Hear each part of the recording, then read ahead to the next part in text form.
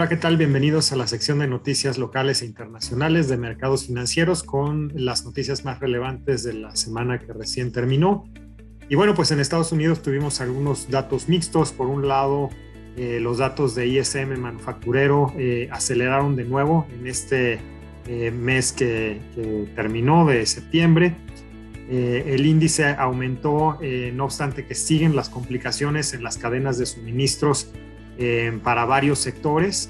En todo caso, bueno, pues se sigue viendo que el ISM continúa en terreno de expansión. Sería ya su 16º mes en este sentido. Por otro lado, también por ahí algunas noticias del tema de techo de la deuda en Estados Unidos, que esto, bueno, ya van varios años en que se llega a ese techo. El Congreso tiene que discutir una ampliación de este techo, pues para no entrar en temas de impagos. Y esto, bueno, justamente se está llevando a cabo en estos momentos. El mercado con algo de cautela, pero pues lo que nos da la experiencia anterior es que en todo caso el Congreso, si bien en algunos casos a última hora, pero terminan por ponerse de acuerdo para aumentar el techo de deuda, y pensamos que este no sería la excepción. Por otro lado, en el tema de desempleo, aquí sí tuvimos unos datos que superaron las expectativas de analistas. En este sentido, pues los temas claramente de empleo no son completamente suaves o una completa tendencia positiva, sino que los hemos visto ir y venir dependiendo de los temas particulares que se presenten semana con semana. Y finalmente, bueno, también recordar que el Congreso sigue trabajando para poder sacar la ley de infraestructura, con lo cual se aprobaría una cantidad adicional de $1 billón para financiar proyectos de carreteras, puentes, aeropuertos, etc. Acá en México, pues lo más relevante fue la Junta del Banco de México, que se reunió, decidió subir una vez más 25 puntos base la tasa de interés objetivo. Con esto quedamos en 4.75%. Lo que estuvo detrás claramente fue una discusión del tema de inflación, que sigue bastante afectada al alza, no solo en México, sino a nivel mundial. Y en este sentido esperaríamos nos dieron una nueva cifra a esperar para la inflación de fin de año, que estaría ya por arriba del 6%.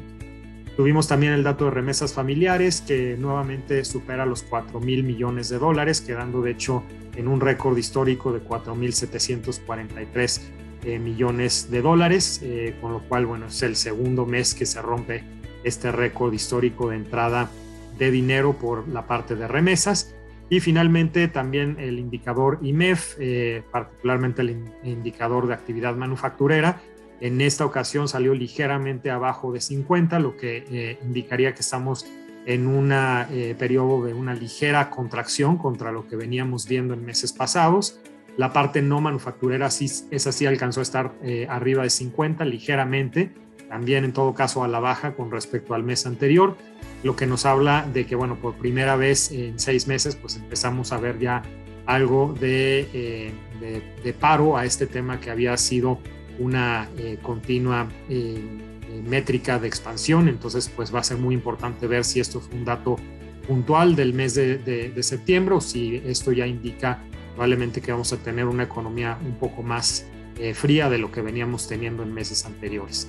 En noticias internacionales, bueno, en la parte política se dan este tema de Pandora Papers, con lo cual, bueno, pues se abre otra vez este tema de transferencias de fondos al extranjero, a paraísos fiscales y sobre todo con estructuras de empresas que no son muy claras en su estructura y que podrían estarse prestando para temas de evasión fiscal.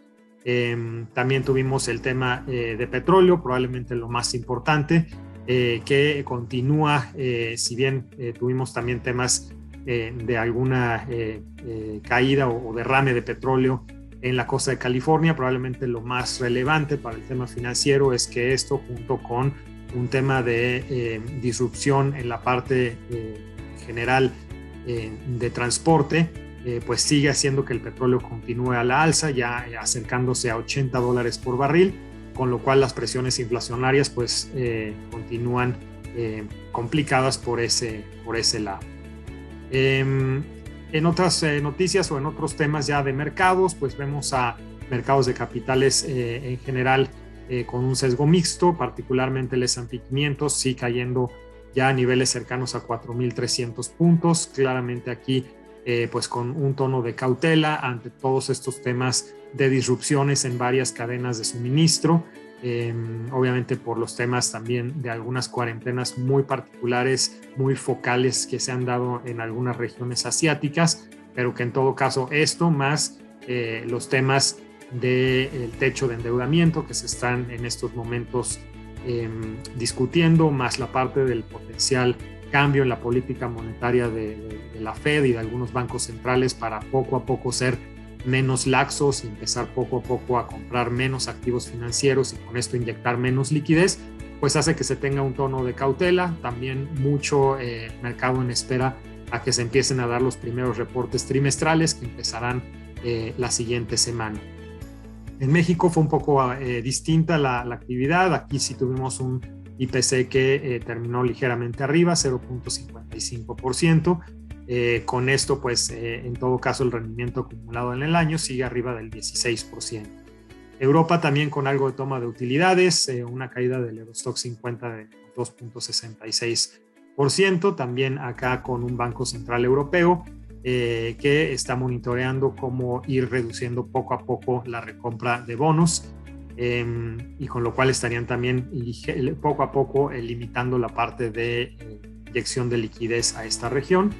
Y finalmente Asia, que bueno, pues sigue todavía con los problemas, particularmente China, Evergrande, en donde sí se hizo finalmente un incumplimiento a intereses de algunos bonos emitidos en el exterior, y con lo cual sigue mucha la incertidumbre sobre qué es lo que va a pasar con la parte, sobre todo, del sector inmobiliario, que es uno de los grandes motores de crecimiento de esta nación, con lo cual si empezara a haber ruido en este sector, pues podríamos también ver afectaciones a lo que pensaríamos que pudieran ser las expectativas de crecimiento de esa nación, que pues al ser la segunda economía del mundo, pues claramente podría generar más nerviosismo. Por lo tanto, pues los mercados muy atentos a lo que vaya a ir pasando con este tema inmobiliario en China particularmente.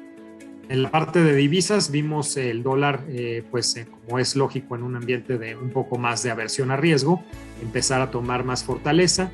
En México particularmente el peso se acercó bastante y de hecho en algunos momentos superó el techo que le tenemos puesto como para movimiento en el mediano plazo. Lo habíamos hablado en ocasiones anteriores de 19.50 a 20.50.